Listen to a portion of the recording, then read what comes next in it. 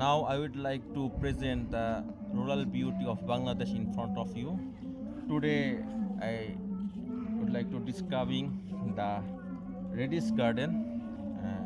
You can see a radish in my hand, and the radish garden. The garden what is not matched with radish because it's called khet.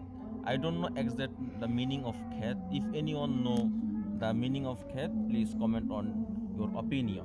First of all, our father and our uncle community love to eat radish in winter season.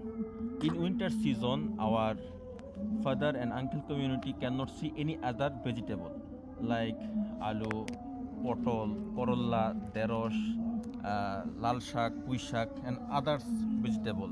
They can see just radish, and they want to eat in their home, and they are disgusting their their bedroom in at night. Uh, you can see just I am sitting the middle of the reddish cat or reddish garden. Thank you.